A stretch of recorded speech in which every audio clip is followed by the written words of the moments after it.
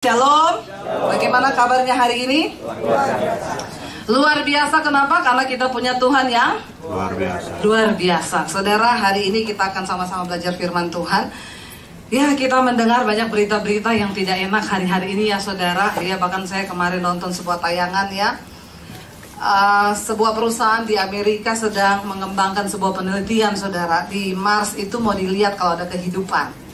Ya, kenapa di bumi ini udah banyak yang kekacauan, apalagi dengar berita-berita mau gempa. Saudara bisa bayangkan kalau gempa terjadi di Jakarta, ya ini bukan hoax loh saudara, ini kebenaran. Gempa itu terjadi 600 tahun sekali dan itu sudah terjadi di Aceh kemarin. Karena Jakarta ini berada di bawah lempengan bumi. Lalu pusat gempanya itu berada di Laut Sukabumi. Memang dia melewati Bogor, jadi masih lumayan aman lah. Kalau tsunami ada Gunung Bogor sedikit ya, kita masih agak-agak aman. Ya, lalu dari BMKG memberikan klarifikasi, memang akan terjadi, tapi BMKG tidak bisa memastikan itu kapan. Hanya Tuhan yang tahu. Tapi diperkirakan nanti getarannya mencapai 8-10 skala Richter, bukan megapiksel. Kalau megapiksel itu burem ya, itu handphone saudara ya. Tapi ini mencapai 8-10 skala Richter.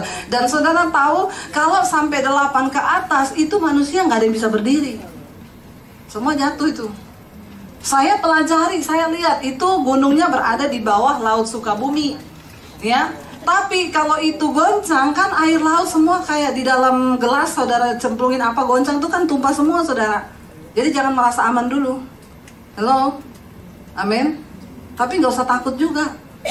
Ya, makanya apa yang pemerintah lakukan sekarang untuk mengantisipasi? Nomor 1 udah dibilang nggak bisa dihentikan loh, nggak bisa dihentikan. Nomor 2 nggak tahu kapan. Tapi yang mereka lakukan sekarang, mereka sedang memeriksa gedung-gedung di Jakarta, apalagi gedung bertingkat itu layak nggak? Ya fondasinya atau apanya. Lalu yang kedua akan dibikin pelatihan untuk menghadapi gempa ya, lari lewat tangga darurat. Saudara bisa bayangkan kalau yang ada di lantai 40 ya, kalau gempa itu terus mau ngapa? Ya pasrah saja, amin. Kalau mau mati ya mati, amin. Nggak usah tunggu gempa dulu baru mati. Kalau mau dipanggil sekarang mati nggak kita? Halo. Makanya saya bilang teman saya suaminya mati gara-gara perbaiki plafon saudara. Naik plafonnya bocor, tiba-tiba ada lebah yang hitam terbang di sekelilingnya, hinggap di dada kiri. Lalu ditikam di dada kiri, pusing turun, sampai dibawa pingsan, dibawa ke rumah sakit, meninggal di jalan. Kata dokter itu lebah biasa sebenarnya. Kalau dia tikam di bibir cuma bibir yang bengkak. Tapi dia tikam pas di pembuluh darah yang mau ke jantung. Racunnya ke bawah ke jantung, langsung berhenti jantungnya. Lalu dia nangis ngomong gini, kalau saya tahu ada lebah itu saya suruh tukang yang manjat. Ya, maksudnya biar tukangnya yang mati. Jahat nggak saudara? Ya, maksudnya saya suruh tukang yang manjat bu, bukan dia. Saya bilang sama dia gini, bu, kalau tukang yang manjat lebahnya nggak ada. Lo bener nggak? Lebahnya kemana? Pindah di tempat tidur suamimu. Lalu ceritanya jadi berbeda. Suami saya mati, kenapa? Lagi tidur dientup lebah. Itu bukan soal tukang atau suamimu, tapi memang sudah waktunya. Jadi mau gempa mau apa, nggak usah takut saudara. Amin. Kayaknya wajahnya takut semua ya. Apa yang belum pada nikah ini ya? Jangan dulu bu ya, maksud belum nikah gempa. Nggak peduli mau apapun. Coba kita baca Ibrani pasal yang ke-12. Ya, Ibrani pasal yang ke-12 saudara ya, kita baca dulu sama-sama. Apa yang Alkitab katakan saudara ya, ketika memang Tuhan sudah mau datang ya, dan firman Tuhan Yesus bilang begini saudara, bahwa Yesus berkata begini, bahkan banyak orang di akhir zaman akan mati ketakutan mendengar berita-berita yang menakutkan. Belum ngalami, baru dengar udah mati ketakutan. Akhir zaman loh, bener ya.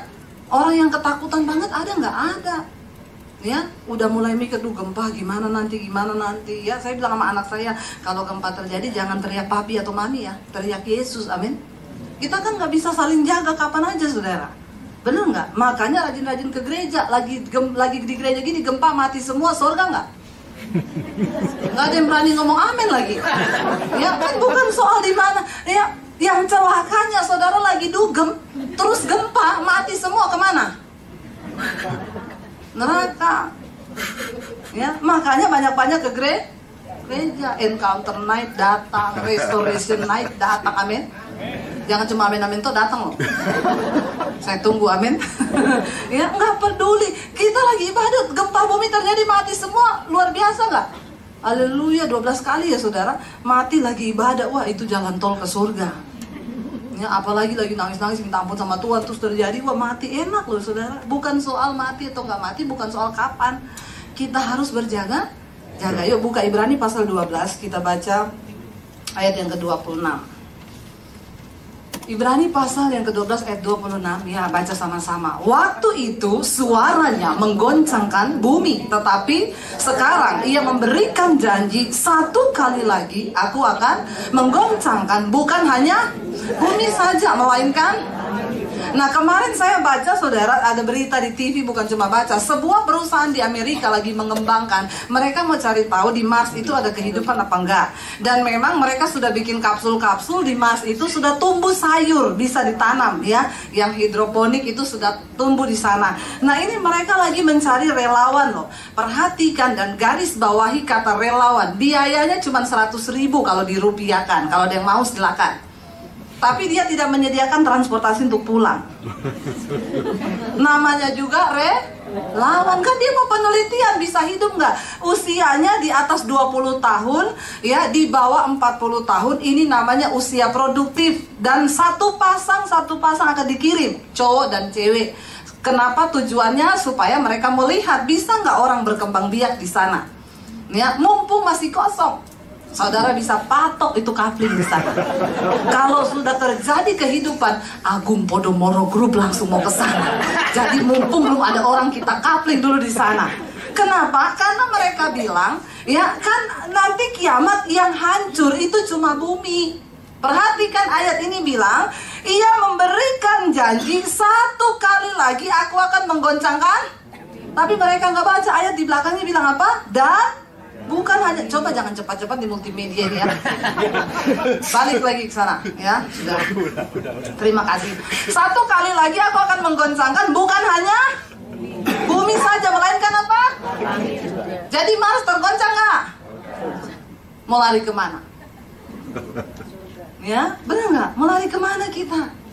Ya, nggak ada tempat aman di dunia ini. Benar nggak saudara? Mau lari ke Mars, pernyataannya nanti kita harus berubah doa Bapa kami. Datanglah kehendakmu di Mars seperti. Nah, itu melanggar firman Tuhan. Karena Tuhan bilang berdoalah seperti ini. Ya, datanglah kehendakmu, jadilah kehendakmu di bumi seperti, bukan di Mars. Mau lari kemana saudara? Ayat ini bilang akan digoncangkan bukan hanya bumi saja, tapi langit juga. Lalu kita baca ayat yang selanjutnya, ayat 27 bilang apa? Ungkapan satu kali lagi menunjuk kepada perubahan pada apa yang dapat digoncangkan. Karena ia dijadikan supaya tinggal tetap satu yang tidak. Perhatikan tujuannya apa. Pokoknya dia bilang gini, menunjuk pada perubahan pada apa yang dapat. Apa yang bisa digoncangkan hari ini? Keuanganmu bisa digoncangkan nggak? Bisa. Kesehatan kita bisa tergoncang nggak? Bisa, ya.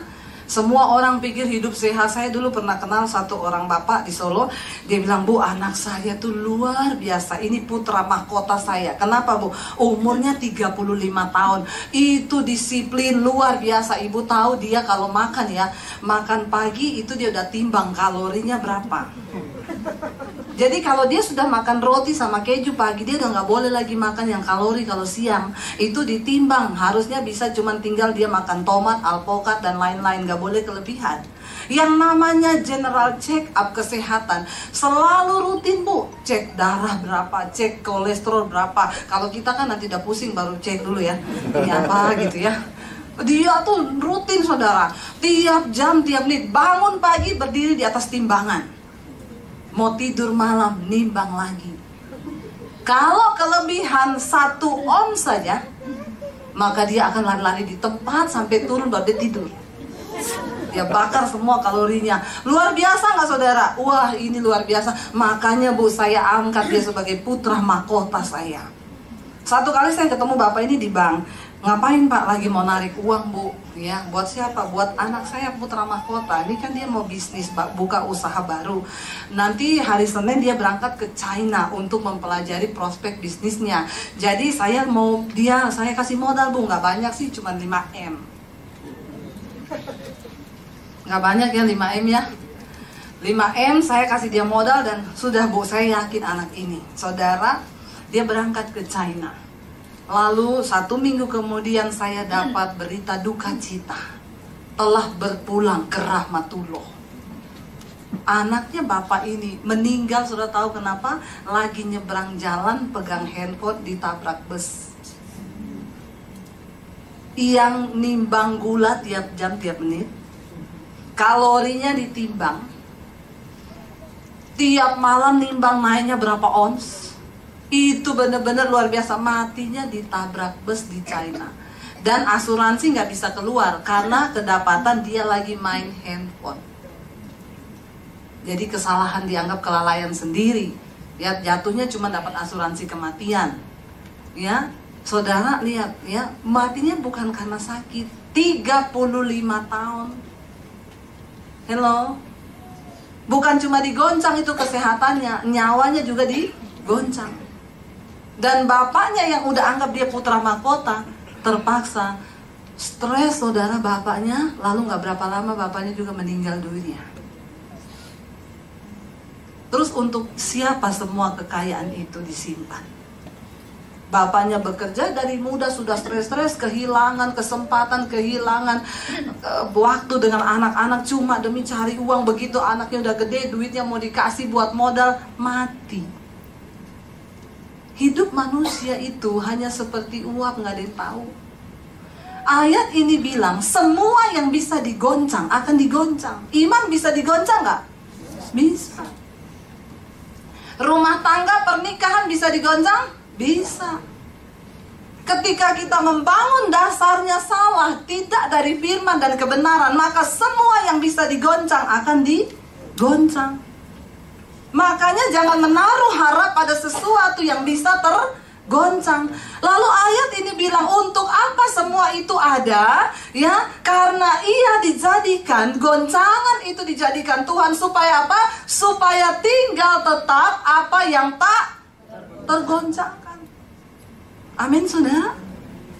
Tuhan cuma mau lihat yang tidak tergoncang. Ini apa? Ini audisi masuk surga yang terakhir. Masuk surga itu berat nggak? Halo? Memang kita diselamatkan karena kasih anugerah, tapi Alkitab bilang kerjakan keselamatanmu dengan takut dan gentar. Nggak bisa masuk surga cuma tunggu Tuhan aja kan udah diselamatkan pasti selamat. Enggak. Kita ada bagiannya untuk melakukan keselamatan itu. Ini audisi surga yang terakhir nih, ya. Kenapa? Karena hanya apa yang tak tergoncang itu yang masuk surga. Nanti di surga nggak ada orang stres loh, amin. Nggak ada suami istri berantem di surga, amin. Ya, lupa di surga berantem. Makanya kamu itu malaikat bilang, ini di surga, weh. Oh iya lupa. Ini dari surga, jadi kita nggak boleh berantem. Nggak ada. Ada yang masih bersinah. Ya, lu kok selingkuh? Lu lupa ini surga loh. Oh iya, ini surga ini hanya orang kudus. Makanya akan digoncang semua. Nggak peduli kita ada pelayanan berapa puluh tahun, nggak peduli saya ada khotbah di mana-mana, akan digoncang semua. Supaya tertinggal satu yang tak. Minta sama Tuhan ya, supaya hari-hari ini mulai digoncang aja, jangan tunggu nanti, amin. Berapa banyak yang mau digoncang? Nggak ada loh, ampuni mereka Tuhan ya. Saya udah ngomong kebenaran, nggak ngerti-ngerti juga loh. Yang mau digoncang, angkat tangan. Yang tidak mau angkat kaki. Kayaknya pada nggak mau semua digoncang nih. Loh, Anda mau atau tidak? Ya, Anda siap atau tidak akan digoncang. Jadi daripada tidak siap sama sekali, mending siap dan minta goncangan itu. Baru amin nih, baru ngerti. Halo? Lo minta aja saudara, Tuhan goncang aku mulai sekarang. Goncang motivasi pelayananku Tuhan. Goncang rumah tanggaku Tuhan, buktikan bahwa aku membangun sesuatu di atas dasar kebenaran yang tidak tergoncangkan. Amin saudara. Ya, jadi jangan yang enak-enak saja. Orang Kristen itu maunya yang enak. Ditanya, lu kenapa mau nikah? Biar bahagia. Saya bilang jangan nikah kalau untuk bahagia, pulang. Ada yang mau nikah untuk bahagia, angkat tangan. Ya, saya doakan gak jadi nikah. Kenapa saudara? Jangan nikah untuk bahagia. Karena konsep bahagia kita dengan konsep bahagia Tuhan itu berbeda. Hello? Bahagia kita itu apa sih? Ada wanita yang bikin status di Facebook ini. Suami yang ideal itu adalah suami yang tidak pemarah, tidak pelit, tidak pencemburu, tidak cuek. Dan saya jawab, dan tidak ada. Halo? Ya, ada laki-laki yang begitu? Ada di planet Mars. Ya, ada nggak orang mau menikah enak banget ya cari suami yang ideal, yang tidak pencemburu, tidak pelit, tidak pemarah, tidak cuek. Cari aja, dapat nggak? Kenapa kita nggak boleh saudara? Karena kebahagiaan konsepnya kita dengan bahagia konsepnya Tuhan itu berbeda. Kita bilang kita berumah tangannya bahagia kalau semuanya aman, damai. Wah, suami takut Tuhan, istri takut Tuhan, semuanya berjalan lancar. Enggak. Ya, Alkitab bilang, berbahagialah jika kamu jatuh dalam berbagai-bagai pencobaan. Karena engkau tahu ujian terhadap imanmu itu mendatangkan ketakutan. Dan apabila ia sudah matang, maka engkau akan memperoleh buah. Dan buahmu itu utuh dan engkau tidak kekurangan suatu apapun, kata firman Tuhan. Nah, masalahnya kita ini terlalu banyak nonton drama Korea. Jadi konsep bahagianya kita itu sesuai drama Korea. Nah, ada yang masih mau menikah untuk bahagia? Apa itu bahagia? Yesus bilang pernikahan itu 1 tambah 1 sama dengan 1, bukan 2 ya. Kalau 2 berantem terus tuh. Kenapa 1? Setengah saya mati, setengah suami saya mati. Kita tinggal separuh-separuh, baru bisa jadi. Nah, sekarang mau dimatiin setengah saya, sakit nggak? Halo? Sakit saudara, dan itu butuh proses. Ya, saya tuh menikah dengan suami saya 17 tahun, prosesnya tuh luar biasa loh. Saya ini orangnya emosian, ya kalau ngomong itu teriak-teriak ketemu dia saudara. Ya, sabar banget, ya. Kadang-kadang kesabarannya itu membuat saya emosi. Loh benar saudara ya, membuat saya emosi gitu ya. Suruh cepat dia lambat, ya begitulah orang Solo ketemu Sulawesi. Ya bener nggak? Ya marah aja dia permisi loh, aku boleh marah nggak? Saya marah aja, nggak usah permisi, marah aja langsung. Ngapain sih marah pakai permisi? Tapi saya dibentuk menikah sama dia. Ya, saya dibentuk saudara. Saya belajar untuk jadi, saya kalau ketemu orang Sulawesi sekarang, mereka ngomong, sekarang omongannya halus banget. Padahal sama suami ini masih kasar banget. Ya, tapi saya terbentuk dengan dia. Ya, dia juga terbentuk dengan saya. Iya, kalau ketemu orang Solo, kamu sekarang omongannya cepet banget. Ya, padahal buat saya itu masih lambat sekali. Ya, tapi itulah dua pribadi jadi satu. Semuanya kita dulu berbeda, masakan aja berbeda, cara bicara aja berbeda. Ya, saya teriak sedikit dia udah marah-marah. Saya kalau saya itu gini, bojo nesu toh. Ya, aku ini nggak nesu loh, ini biasa. Neng nadamu kui nesu saya. Ora. Yang tadinya nggak marah malah jadi emosi nggak? Ya bener saudara, jadi rempong nggak rempong. Lalu dia kalau besok saya ngomong, saya itu gini-gini, dia datang. Gue nih ngomongin ini terus aku iso kena serangan jantung. Ya, saya bilang ya kalau mau mati aja, berarti sudah kehendak Tuhan. Tambah gondok lagi berarti gue udah sayang aku, sayang. Gitu saudara, tapi itulah prosesnya. Mau jadi satu tuh nggak gampang.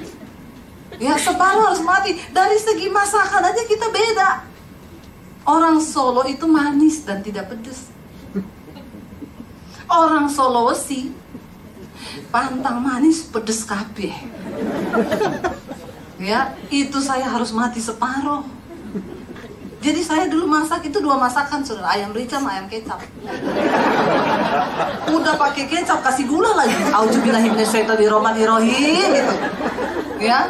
Jadi kita makan sendiri-sendiri. Dia makan ayam kecap, saya makan ayam rica. Yang saya bilang kita ini bagaikan sepasang sepatu, selalu bersama tapi tak bisa bersatu. Ya betul nggak saudara? Ya kan begitu. Orang udah menikah makan resepnya, menunya beda-beda loh. Karena selera kita terlalu jauh berbeda. Lama-lama dia mulai sedikit-sedikit ambil kuah ricanya gini, pedes ya. Tapi untung ada ayam kecap manis.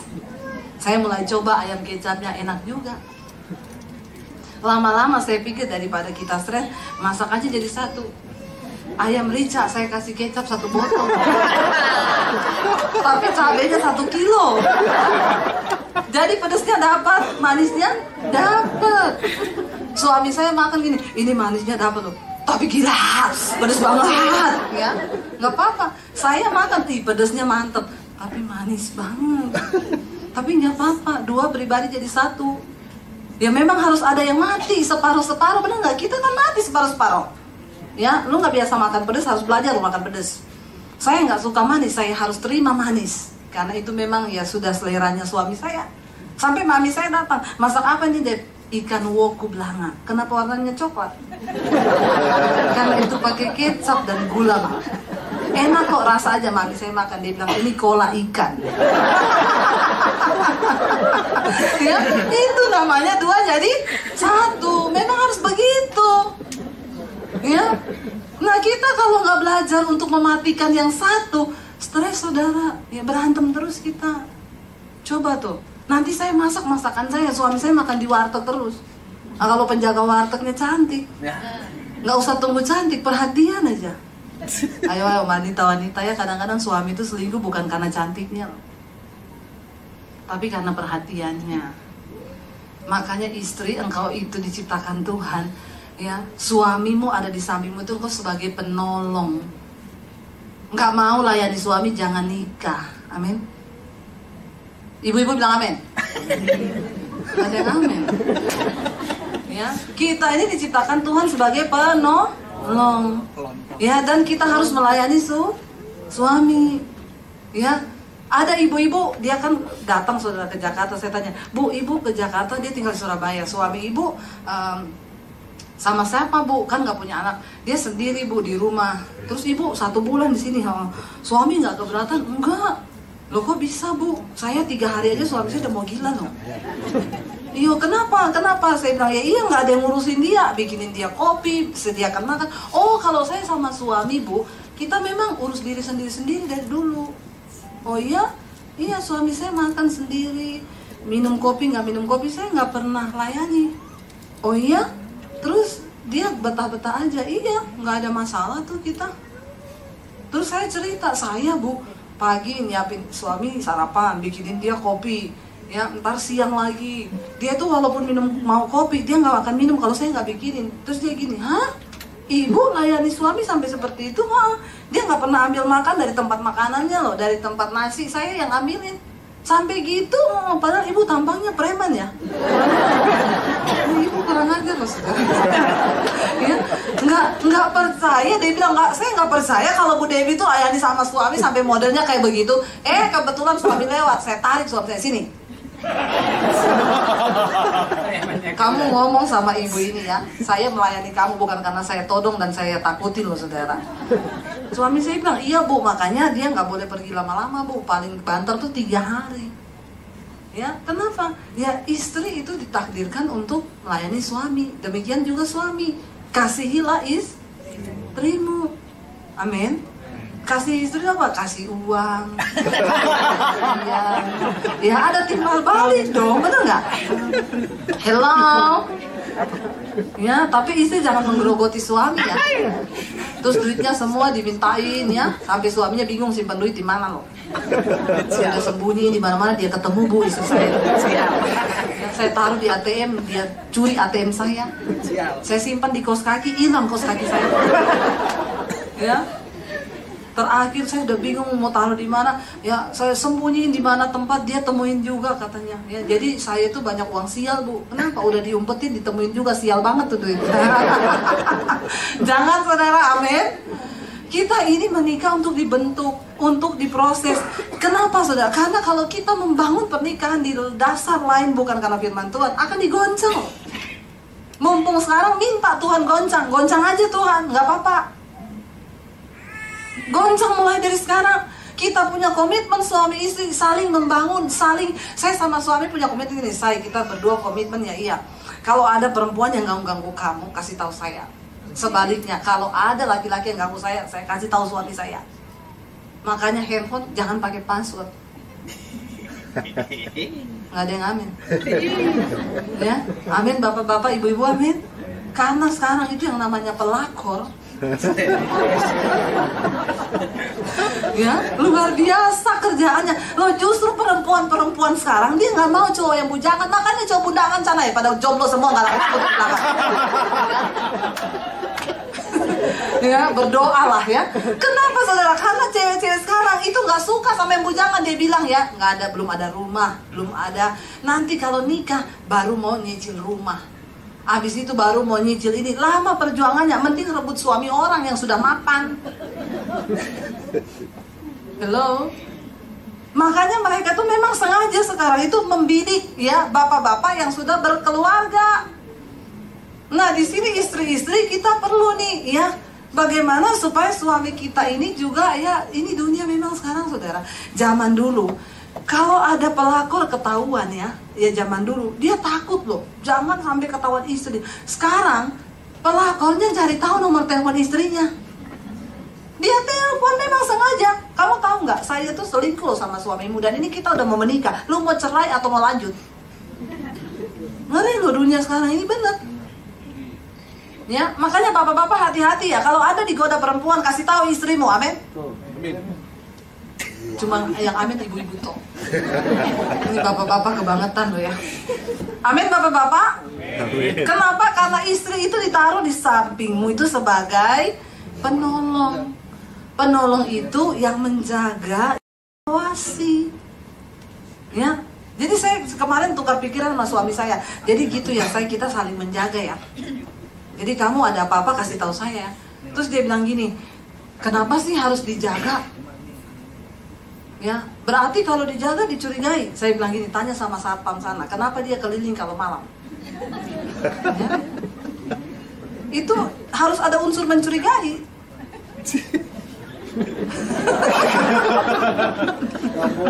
Amin ibu-ibu. Loh iya, tetap unsur mencurigai itu harus loh. Karena sekarang zaman sekarang itu ngeri. Ya, bener-bener. Apalagi yang kerja kantor nggak ketemu istrinya seharian. Itu rata-rata tuh bapak-bapak saudara. Aduh, yang namanya dosa perselingkuhan itu sekarang bener-bener. Belum lagi, ya kadang selingkuhnya nggak sama perempuan. Lo bener, ya itu dia kan. Ada bapak-bapak, Mas, saya mau bikin kopi nih, gulanya di mana? Itu di toples yang ada tulisan garam. Lo kenapa? Biar nggak ketahuan semut. Kan kayak kamu Pak, handphonemu Wati, kamu ganti Wanto. Jadi kalau teleponnya bunyi, oh Wanto, telepon Wanto. Terus dia halo, nanti ya ketemuannya jam 7, istrinya kan pikir Wanto. Nah itu toples gula ditulis garam, biar nggak ketahuan semut. Bertobat. Karena kerajaan Allah sudah dekat, mau digoncang, yang begini-begini digoncang, bertobat. Bener saudara, ada satu ibu-ibu, Bu, suami saya selingkuh Bu, dan yang lebih parahnya Bu, waktu dia tidur, HP-nya kan kebuka lagi online Bu, selingkuhnya sama Amir Bu. Ngeri loh saudara. Ya itu tadi, makanya juga cowok-cowok sekarang saudara, ya orang sekarang itu mau menikah, kenapa ya Bu? Cowok-cowok sekarang tuh yang tersisa cuma yang perutnya one pack. Karena yang six pack udah punya cowok. Yang belum punya cowok itu yang one pack. Ngeri loh sekarang itu saudara zamannya ya. perhatikan deh, jadi berbahaya lah ya ibu-ibu yang dapat suami perutnya agak-agak gendut itu ya. Karena bukan seleranya cumi sama gurita itu. Ya, perhatikan, ini dunia sekarang ngeri. Ya, bangun sesuatu di atas dasar yang tidak tergoncang. Lalu kita lihat saudara, ayat yang berikutnya bilang apa? Ya, waktu itu ayat yang ke-27 tadi ya, ungkapan satu kali lagi ya, itu pada perubahan apa yang dapat. Ayat 28. Jadi ayat 28. Baca sama-sama. Jadi karena apa?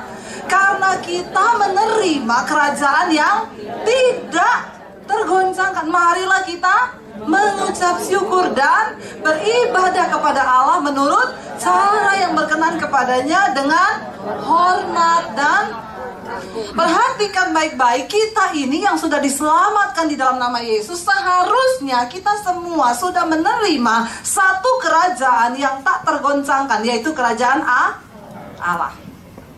Saudara, saya harus memulai lagi dari awal. Kenapa kita ini ada di dunia ini? Selalu ini saya ulang-ulangkan tiap khotbah biar kita ini ngerti, jangan tertipu sama dunia ya. Pertama kali Tuhan menciptakan Lucifer. Lucifer itu malaikat, dia memberontak di sorga lalu dibuang ke bumi. Sampai di bumi dia membangun kerajaannya. Waktu itu manusia belum ada, bumi masih kosong. Lucifer membangun kerajaannya di dunia ini. Lalu manusia diciptakan Tuhan serupa dan segambar dengan Allah. Tapi akhirnya manusia juga memberontak. Lalu manusia dari Taman Eden terbuang dari hadapan Allah. Dibuangnya kemana? Ke bumi juga. Jadi kita hidup satu nusa kambangan sama setan. Bumi ini tempat terkutuk. Makanya gak enak di bumi ini. Siapa yang bilang enak di bumi? Angkat tangan. Ya, siapa yang bilang dunia ini enak?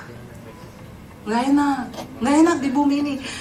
Ya, saudara tahu, mau pendeta, mau bertobat, tidak bertobat, semua itu bisa kena yang namanya penyakit. Ya, orang kok dia pendeta bisa kena kanker? Bisa. Kita hidup di bumi yang terkutuk. Makanan yang kita makan racun semua tiap hari. Makanya umur manusia didiskon. Pertama kali ciptakan Adam Hawa umurnya 700 tahun, 800 tahun. Ke generasi kedua zaman Nuh tinggal 350 tahun. Sampai ke generasi kita, Alkitab bilang berapa? 70. Diskonnya gede banget nggak? Ya, tinggal 70. Kenapa bumi ini terlalu banyak dosa? Saya beberapa waktu yang lalu, saudara, ketemu ya dengan seorang teman. Dia itu usahanya itu dia bikin hidroponik, tanaman-tanaman itu sekarang kan semua di supermarket. Kalau saudara masuk ke supermarket itu tanamannya kan kita udah nggak makan yang di pasar lah ya, yang hidroponik semua, yang cabut, tanamannya sehat, ditanam di air, ya nggak pakai pestisida dan lain sebagainya. Lalu saya ketemu kemarin, mereka ini ya coba untuk tembus pasar internasional. Di Indonesia sudah tembus ya pasarnya. Ada 3 pemain besar, saudara, ya, yang satu saya nggak usah sebut nama, yang satu teman saya ini. Lalu untuk menembus pasar internasional itu diperiksa, diteliti kandungan sayurnya itu ada apa aja. 3 perusahaan, yang satu ini perusahaan besar, hampir seluruh sayur di supermarket di Indonesia itu dia punya, saudara. Diperiksa sama orang dari Australia. Waktu diteliti, saudara, dari 2 perusahaan ini, yang satu yang paling gede di Indonesia, yang pemasok sayur di semua supermarket, kandungan plastik 40%. Ya, sama-sama hidroponik loh. Yang satu 25%, yang satu 0%. Teman saya ini yang 0%. Waktu diteliti, kenapa? Karena ternyata mereka yang 2 ini ada kandungan plastiknya, yang dua-dua pakai paralon. Nah, sekarang saya baru tahu tuh. Oh, kita kan cuma lihat itu kayak paralon biasa. Nah, yang punya teman saya, dia pakai yang dari Amerika punya. Memang lebih mahal. Karena dalamnya itu ada lapisan kayak teflon di Magicom. Ya, nah kenapa nggak boleh paralon? Karena paralon itu hanya bisa kuat di panas sampai 30 derajat. Lebih dari itu dia menguap plastiknya ke bawah dalam tanaman. Saudara lihat, kita ini kan makan nggak tahu, saudara. Sayurnya sama loh, pokcai semua, gede-gedenya sama, hijau subur sama semua. Ternyata yang 2 ini ada kandungan plastiknya. Emang kita tahu dengan mata, kasat mata ada kandungan plastik atau tidak? Kan kita nggak tahu. Kita makan aja, bener nggak? Ya, pokoknya kita pikir itu udah sehat. Memang mahal untuk 1 hektar, dia bilang, yang ditanam pakai produk dari Amerika, ya, sama yang pakai peralon biasa. Peralon biasa cuma menghabiskan 500 juta untuk beli alatnya. Dia pun sampai 2,5 M. Ya, tapi bisa tembus pasar internasional. Ini dunia yang kita kenal sekarang. Bagaimana orang mau sehat? Karena di bumi ini semua, ya, saya kemarin beli telur dekat rumah saya, saudara. Biasanya saya beli telur dia, memang saya udah curiga ini telur kalau digoreng nggak ada bau telurnya. Dulu kita kalau goreng telur dadar tuh kan enak banget ya bau telurnya. Saya udah curiga nih. Terus dia kalau digoreng, kalau telur asli itu digoreng kan dia ada balon-balonnya keluar ya, terus dia meletus, ting, ini menggumpal utuh bulat. Lalu saya lihat di Facebook ya cara ciri-ciri telur palsu, saya lihat ya. Dia bilang yang pertama cangkang di dalam itu coba cabut putih-putihnya itu. Kalau dia telur asli nggak bisa sobek, langsung sobek, nggak bisa utuh keluarnya karena dia tipis cangkang telur. Kalau yang palsu itu utuh kecabut, saudara, kayak karet. Nah saya lakukan tuh, saya pecah, saya tarik begini, keluar utuh dia punya kulit putih-putih itu. Ya, dan saya lihat, wih kayak karet bener. Lalu nggak ada bau. Lalu saya tes gini, biarin 3 hari kita nggak usah makan. Kalau telur asli kan udah baunya bangkai, busuk, nggak ada bau. Sampai seminggu saya biarin. Cuma kuningnya itu menyusut lalu kering, tapi nggak ada bau. Saudara lihat, saudara ya, kita ini mau hidup bagaimana di dunia ini, mau sehat, telur aja dipalsu. Ya, telur plastik, mihun plastik, istri plastik. Ini banyak sekarang, saudara. Udah sulit membedakan yang asli dan yang plastik. Bener nggak? Ya, jadi ini terjadi di dunia ini. Bagaimana kita mau hidup di dunia ini? Dunia ini nggak enak, ya. Siapa yang bilang enak? Nggak enak, karena ini tempat pembuangan. Dunia ini tempat terkutuk. Makanya Yesus bilang, engkau memang ada di dunia, tapi engkau bukan dari dunia.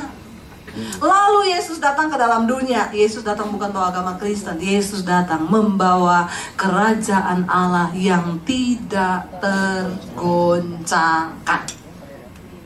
Makanya Alkitab bilang, siapa yang menerima Yesus sebagai Tuhan dan Juru Selamat, hidupnya dipindah dari dalam gelap masuk ke dalam terang yang ajaib. Nah, kalau persoalannya ketika kita ini masih di dalam gelap, digoncang, habis semua kita, saudara. Nah, Tuhan mempersiapkan tempat yang tidak tergoncangkan, satu umat yang tak tergoncangkan. Ya kita, saudara saya, di sini sudah dibilang, jadi kita menerima karena kita ini telah menerima satu kerajaan yang tak tergoncangkan. Yang pertama, marilah kita mengucap,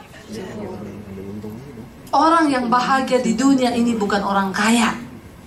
Sekali lagi saya mau bilang, Anda mau kaya, kekayaanmu berapa, Tuhan tidak pernah menghitung itu. Orang yang bahagia di dunia ini bukan orang kaya, tapi orang yang hidup di dalam perkenanan Tuhan.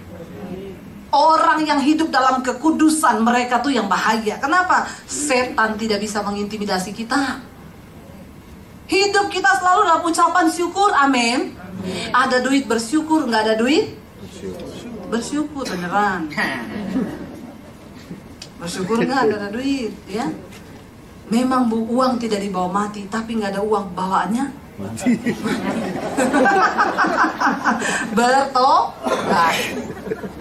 Ya, saudara, kita menerima satu kerajaan yang tidak tergoncangkan, karena itu bersyukur.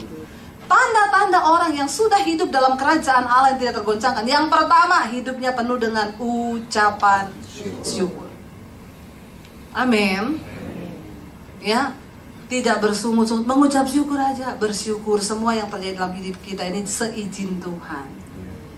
Ya. Tapi saya difitnah, Bu, enggak apa-apa, seizin Tuhan. Tapi saya direndahkan, enggak apa-apa, berarti seizin Tuhan. Tapi saya usahanya bangkrut, Bu, seizin Tuhan.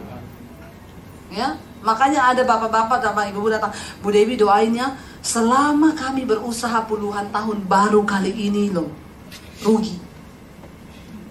Oh gitu ya, selama ini untung terus, kenapa nggak datang sama saya waktu untung?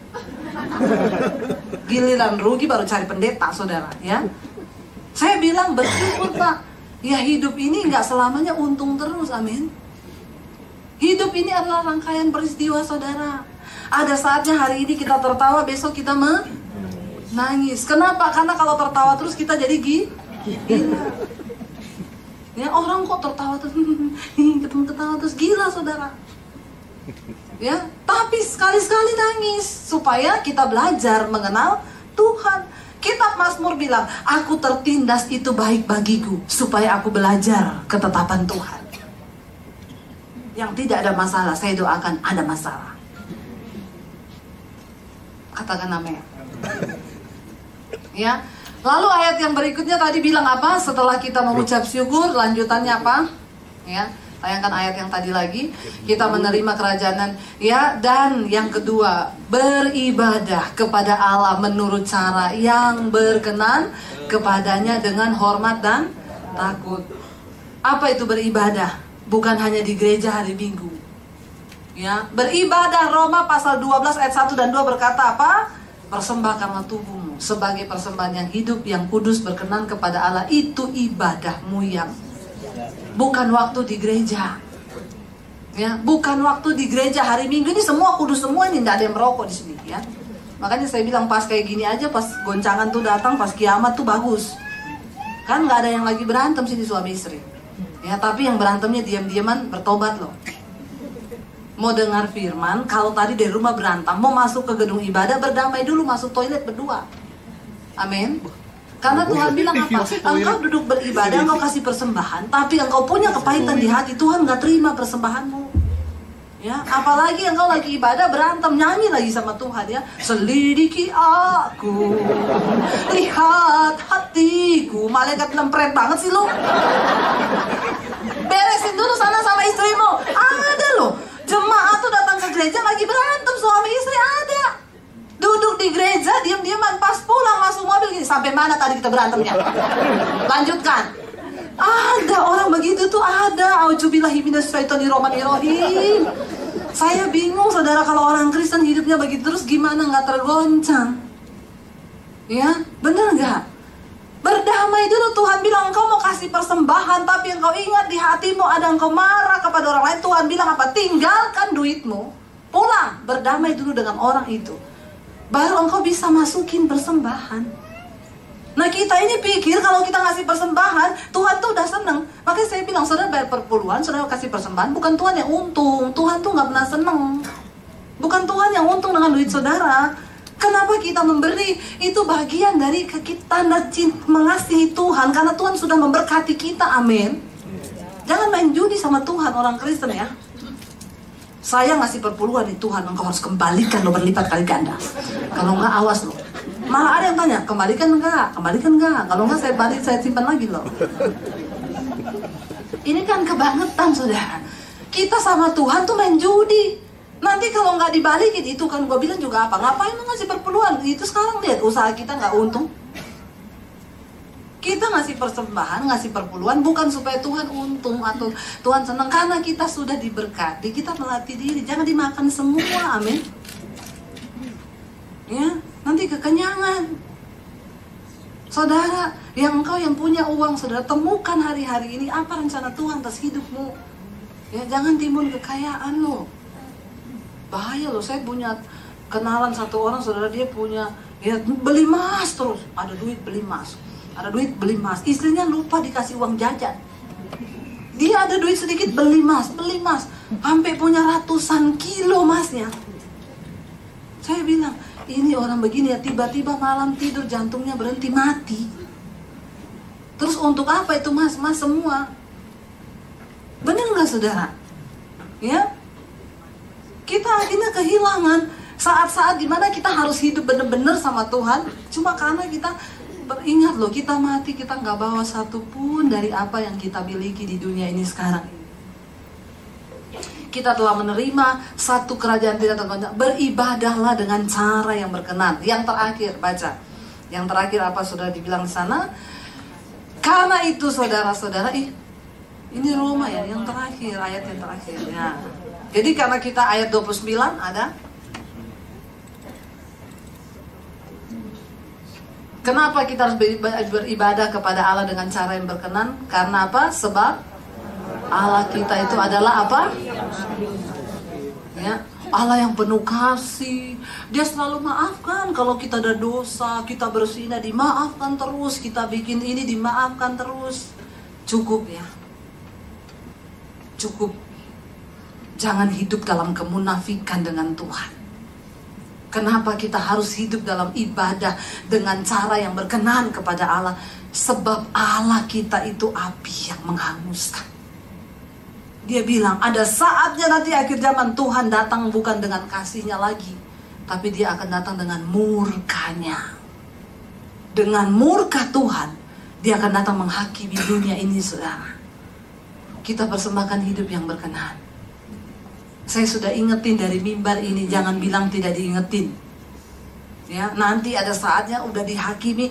Kenapa kamu nggak bertobat? Lah saya nggak tahu. Lah itu Debbie Basir khotbah tanggal 11 Maret. Ada nih catatannya, putar malaikat, dia punya video. Saya udah khotbah di sini. Bangun pernikahan yang berkenan di atas dasar kasih. Bangun kehidupan beribadah yang berkenan. Kalau kita nggak dengar, saudara, saya pernah nonton dulu film Final Call. Ya, ada seorang pelacur, dia itu ke gereja tapi nggak pernah bertobat, pendeta khotbah nggak bertobat, dia melacurkan diri terus. Satu saat dia habis tidur sama seorang bapak-bapak dari hotel, dia keluar dari hotel itu nyebrang jalan, ditabrak, mati dia. Sebelum dia mati, saudara, dia sempat ketemu di taman dengan seorang bapak tua. Bapak itu injilin dia dan ingetin dia, kamu harus bertobat, serahkan hidupmu sungguh-sungguh sama Tuhan. Dia cuma berdiri dan ngomong, halah. Dia pergi, waktu pergi ditabrak. Waktu mati, dia diseret, saudara, sama malaikat maut, mau dibawa ke neraka. Dia nangis-nangis minta ampun dan ngomong, Tuhan, kenapa engkau gak pernah beri kesempatan aku untuk bertobat? Lalu di hadapan semua malaikat Tuhan bilang, putar rekamannya. Yang terakhir, dia duduk di taman sama bapak tua itu, dan bapak itu menginjili dia. Tuhan bilang, jangan kamu pikir itu kebetulan, aku kirim bapak itu untuk terakhir kali, siapa tahu hatimu masih tersentuh untuk bertobat. Tapi ternyata engkau tidak punya iman yang sungguh-sungguh mengasihi aku. Sudah saatnya akhirnya dia nyebrang, dia mati, saudara. Semua yang terjadi di hidup kita, ingat saudara, peristiwanya orang kaya dan Lazarus sang pengemis, ya, pada waktu sama-sama dua-duanya mati. Bukan berarti yang kaya nggak mati-mati, cuma beda waktu aja. Ya, benar, karena kalau orang miskin kena stroke langsung mati bisa, ya, tapi orang kaya masih bisa dia terbang ke Singapura, ditiup, sumbatannya pergi, hidup lagi. Ya, tapi bisa mati kalau Tuhan sudah bilang saatnya mati. Ya, lalu Abraham katakan orang kaya itu ada di neraka, tapi Lazarus pengemis yang miskin itu di pangkuan Abraham. Lalu orang kayanya nangis ngomong ke Bapak Abraham apa? Bapak Abraham, izinkan aku pulang ke keluargaku. Aku mau ingatin mereka supaya mereka bertobat dan mereka tidak mengalami apa yang aku alami ini. Bapak Abraham bilang apa? Di hadapan mereka sudah ada nabi-nabi dan rasul-rasulku yang mengingatkan mereka. Udah ada Debbie Basir di sana yang khotbah sama mereka. Kalau dia aja yang hidup mereka nggak dengar, apalagi lu yang dari dunia orang mati, lu dipikir setan. Benar nggak, saudara? Ya. Kalau hari ini engkau mendengarkan firman, kata firman Tuhan, jangan keraskan hatimu. Hidup ini bukan hanya bicara tentang keinginan kita, dosa-dosa kita, tapi hidup ini bicara tentang kepentingan Tuhan. Kenapa kita ditebus? Supaya kita melakukan rencana Tuhan. Menjelang akhir zaman, ingat, semua akan digoncangkan. Yang pertama, tetap bersyukur. Yang kedua, hidup dalam pertobatan, beribadah dengan cara yang berkenan kepada Bapa. Yang ketiga, saudara, ingat, ada murka Tuhan yang akan turun. Sebelum terlambat, kita bertobat semua sekarang. Amin. Ya, saya undang para pemain musik. Apa yang bisa dibenahi sekarang selama masih ada waktu? Ya, Yesus berkata, bekerjalah selama hari masih siang, karena ada saatnya datang malam dan kita nggak bisa lagi melakukan apa-apa. Mari kita bangkit berdiri. Terima kasih Bapa. Sentuh hati kami dan ubah hidup kami, Tuhan. Sentuh hati kami, Tuhan. Kami tahu semua peristiwa yang Bapa, sentuh hati. Si kalau Bapa tak berialah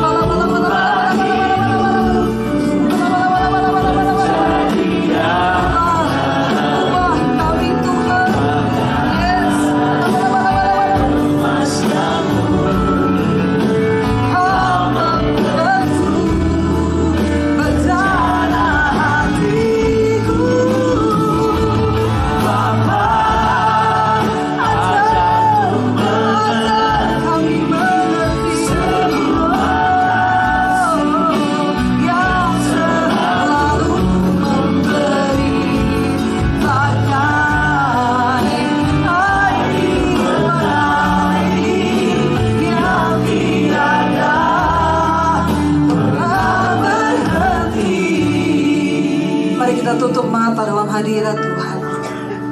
Kami tahu semuanya akan digoncangkan Tuhan, supaya tertinggal satu umat yang tidak tergoncangkan. Biar mulai hari-hari ini kami mau belajar menyadari bahwa semua peristiwa yang terjadi dalam hidup kami adalah seizin Tuhan. Satu tujuan-Mu untuk membentuk iman kami, untuk membentuk hati kami teguh di dalam kebenaran-Mu Bapa. Tuhan, cobai kami hari-hari ini, goncang hidup kami, supaya kami belajar berpegang kepada firman yang tidak tergoncangkan itu. Kami tahu satu saat bumi ini akan lenyap, satu saat semua akan digoncangkan. Tapi justru kami bersyukur karena kami telah menerima satu kerajaan yang tidak tergoncangkan. Karena Rasul Paulus berkata, bagi kami hidup adalah berbuah bagi Kristus, mati itu adalah sebuah keuntungan. Kami mau belajar hari-hari ini Tuhan, untuk tinggal dalam perkenanan-Mu Bapa. Kami memulai dari rumah tangga kami. Yang datang suami istri boleh bergandengan tangan hari ini. Ini hidup kami, ini pernikahan kami. Suami istri mari bergandengan tangan, bilang pada Tuhan, ini pernikahan kami Tuhan, ini rumah tangga kami. Kami memberi hidup dan pernikahan kami kepada-Mu. Ampuni kalau selama ini ada hal-hal yang tidak berkenan dalam pernikahan kami. Bahkan mungkin kami membangunnya bukan dengan kebenaran, sehingga ketika ada goncangan kami tergoncang. Kami berdoa hari ini, Tuhan hadir dalam pernikahan kami. Tuhan Engkau tinggal dan biar semua prinsip dalam pernikahan dan rumah tangga kami dibangun di atas dasar kebenaran firman Tuhan. Supaya ketika goncangan-goncangan itu datang, suami terbukti menjadi imam yang tetap teguh di dalam kebenaran. Istri terbukti menjadi penolong yang teguh di dalam kebenaran. Kami menyerahkan anak-anak kami tumbuh dalam takut akan Tuhan. Kami berdoa supaya kalau kegoncangan besar itu terjadi, kami tetap ada dalam perkenanan-Mu Bapa, supaya sampai kepada surga yang mulia. Tidak ada satupun yang tertinggal di antara kami keluarga.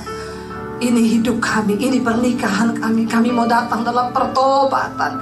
Kalau ada hal-hal yang tidak berkenan selama ini yang kami simpan, mungkin ada perselingkuhan, ada dosa yang tidak terungkap, yang tidak terbuka, di hadapan-Mu hari ini kami mohon ampun Tuhan, karena Engkau maha mengetahui segala-galanya. Ampuni kami Tuhan, sucikan dan kuduskan kami Bapa.